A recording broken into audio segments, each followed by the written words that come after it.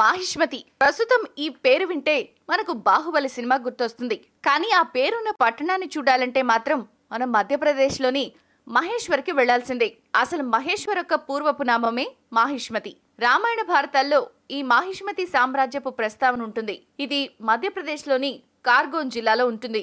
Indoor నుంచి 91 కిలోమీటర్ల దూరంలో ఈ పట్టణం ఉంది.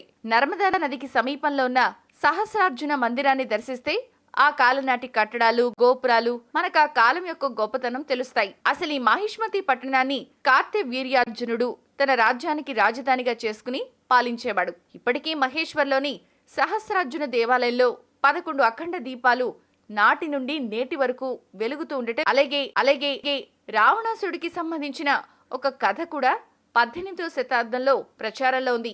అసలు ఈ మాహిష్మతి రాజ్యం విషయానికొస్తే సహస్రార్జుని తర్వాత నిషాద రాజ్యపు రాజు మాహిష్మతి రాజ్యాన్ని పాలించేవాడు. కురుక్షేత్ర యుద్ధం అనంతరం ధర్మరాజు రాజ్యానికి రాజయ్యాక ఈ మాహిష్మతి సామ్రాజ్యాన్ని ఆక్రమించుకోవాలని యుద్ధాన్ని ప్రారంభించారట.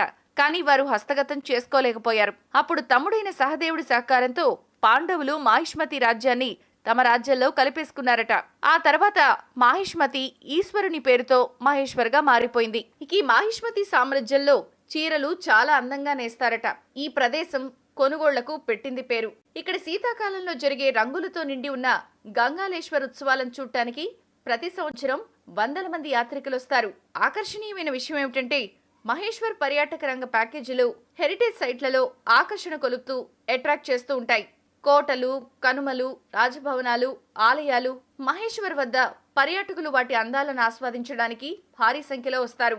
అలాగే మాహిష్మతి రాజ్యంలో శివుడి దేవాలయాలు చాలా ఉన్నాయి. కాలక్రమంలో మహేశ్వరంగా పేరు మారిన ఈ ప్రాంతాన్ని ఒకసారి అనుమతిస్తే స్వామి మహేష్ ని స్వర్గం అని చెప్పొచ్చు. శివుడికి ఇంకొక పేరు మహేశుడు, అందుకే దీన్ని మాహేశ్వర్గా మారింది.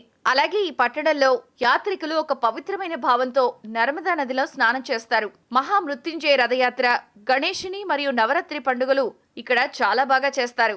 మరి ఈ ప్రాంతానికి మీరు వెళ్ళాలి అనుకుంటే విమాన మార్గం ఉంది, రైలు మార్గం ఉంది, రోడ్డు మార్గం కూడా ఉంది.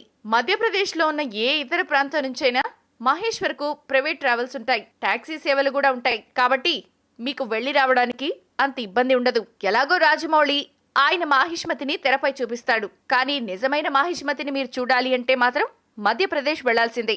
If you like the video, please like us and subscribe Political Line.